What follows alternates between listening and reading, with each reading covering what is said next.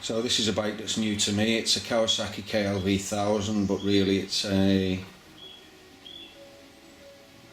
Suzuki, badged up as a Kawasaki. Apparently Kawasaki and Suzuki got their heads together and made the bike the V-Strom and the KLV 1000. The KLV 1000 is basically a V-Strom with a little bit of different bodywork, adjustable screen and a few bits and pieces, but essentially the same bike and essentially got the same problems.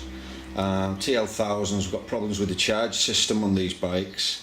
Bought this bike, got it trade, nice tidy bike, been doing a little bit of work on it, fork seals, bit of paint work on the crash bars, took it for a run, broke down straight away, battery gone. So anyway, that's the story with this, and this is what the video is about, the charge system on this specific bike, these specific bikes. TL1000s, V-Strom, R1000, and obviously KLV 1000, same as the V-Strom, and I think apparently the 650 V-Strom has similar problems as well. So let's go and have a look at the problems.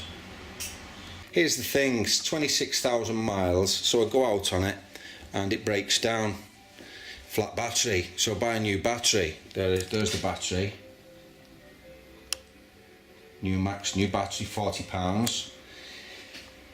So I buy a new battery, £40. It's not the battery, it's the stator, it's the charging system. So I buy a new charging system. Here's the new charging system. Electrosport, £90. So that's where I'm up to, and look at this. So I pull the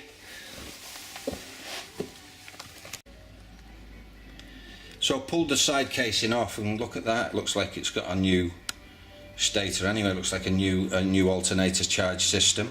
That's what it looks like to me, because it's exactly the same as the new one I've got. And then on further examination, look at this. All the magnets are loose. So, well, I wouldn't say all of them, but there's a few loose, and this is what I've got. So look at that. So beware the TL1000 engine, especially the later ones. If you're going to buy one of these, check the charge system on it first. Very easy, flip the seat off and check the charge system. But I don't think anyone's done a video on these so far, this particular problem. V-Strom charge system, 1000cc V-twin. So I'll let you know how I get on, and I'll do more videos so no one has this. Well, no one struggles with the information. I couldn't find a great deal of information on anything, to be honest. So I'll let you. I'll carry on and do this video as a kind of like informative video about the charge system. Okay, this is one I've cleaned off. This is these are the magnets that fell off the flywheel. So I'm cleaning them up, and that's one I haven't done yet, and that's one I have done. I see it there. You see what's been sliding here, sliding inside on the flywheel.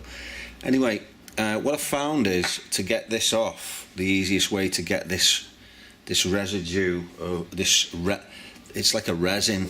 I'm using a small file, and you'll find it'll come off quite easily.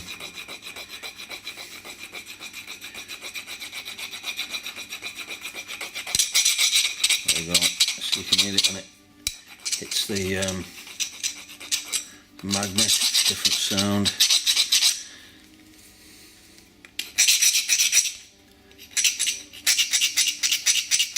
So I've got to get them all cleaned off, but that's the way I'm doing it. Obviously there's going to be people who don't do it that way. I've tried a razor blade to try and scrape it off, not happening. It's very tough. This is the, I'll show you, this is the resin here. It's very tough.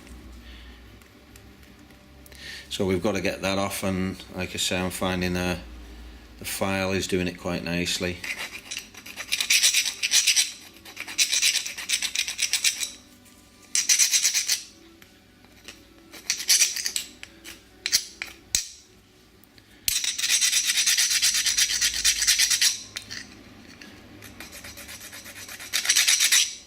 Just took that big lump off. It's not going to be too detrimental to the magnet either. Not like I've got a grinding wheel on it or anything, so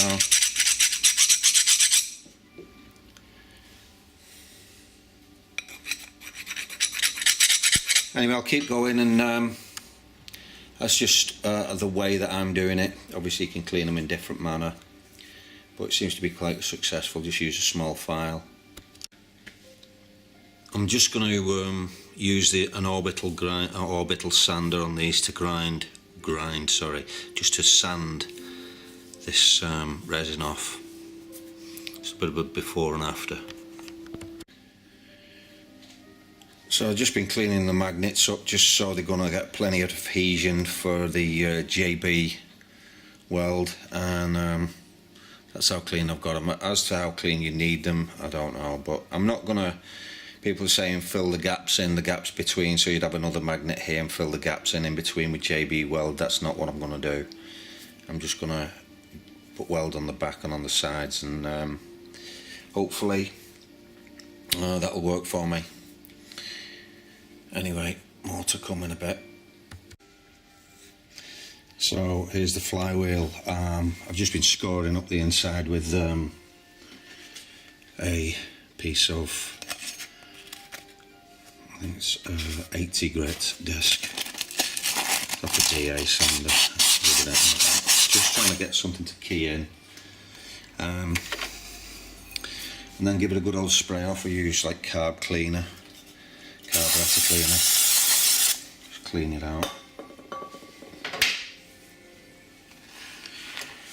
Wipe down, and it's kind of ready to go now, ready to weld, put the JB weld on. So more in a minute. So I'm just setting these magnets up. When you get them set up, they want to kind of pull onto each other. So what you've got here is you've got 6 holes, and what I've got is some little plastic spacers to space the magnets out in the correct position. If you don't have these in and you start trying to glue, there's a chance that one magnet might try and grab hold of the other one, so put these in first. You're just going to have to find something that fits the hole. It's called improvising with anything that you've got. I was fortunate to find these little things, don't know what the hell they are. So as you can see there, all the magnets are spaced out now. I'm going to glue them individually and put them back individually. See how that goes. Obviously a little bit of concern about JB weld going on these things, but I'll just have to see what happens.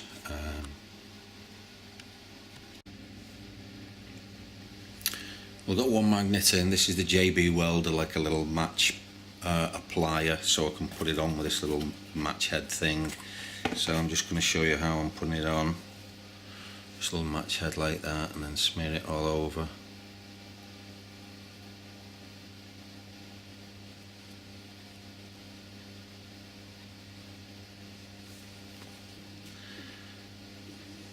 And those little plastic things are to stop the magnets kind of pulling together. You'll find that when this stuff goes on, the magnets slip and slide all over the place, so you have to have those little spacers in.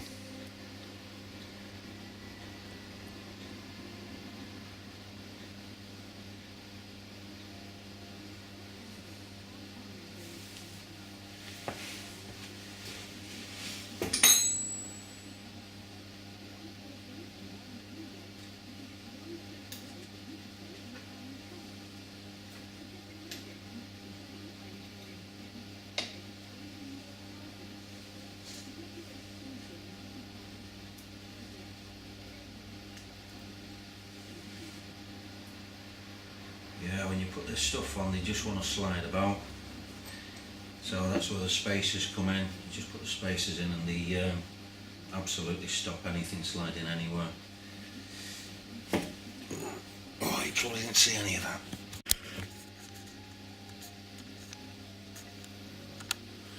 On to the last one here. A lot of people are saying build the gap up in between there. On the forums I've seen about the problems on these SV engines, on the the V-STROM. They were saying that they fill the gaps in, but I think you know, the gaps in between the magnets, but I don't think it's necessary, because you've got to talk about like the biggest surface, which is the contact surface rather than the edges. So that's only my opinion. I think time will tell whether I've got this right or not, and obviously I still don't know if it's going to charge after I've got these things back on. So I'm on the last one, and I'll show you in a minute. So as you can see, all the magnets are in pretty tidy. I'll come to it tomorrow and see how they've set, but as you can see, you've got to have all these pegs in, or what happens is as soon as you've glued your magnet, it slides over to the, obviously the one it's most attracted to. So there we go, see how we get on tomorrow. So this is the day after, and you can see that's the JB weld there. Let's get a bit of a better perspective. I'm going to put the light on. So as you can see, I'll try and turn the engine on, might be a bit easier. As you can see, the JB weld is,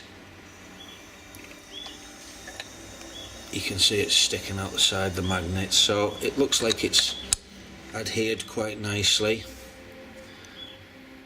And I'm going to build it up and see if we've got a charging system on it, see if we've got more than 12 volts coming out of it. It's just all under 12 volts because it's not charging at all. So there we go, there's the magnets all kind of settled in with JB weld.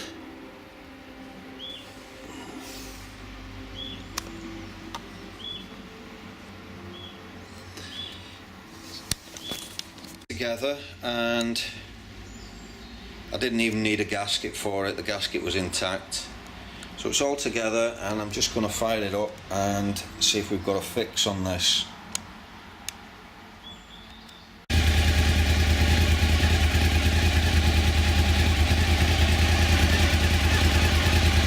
So I'm just going to see what it's putting out now while it's running. Oh, that's better. 13 volts. I'll try and hold the camera and rev it up.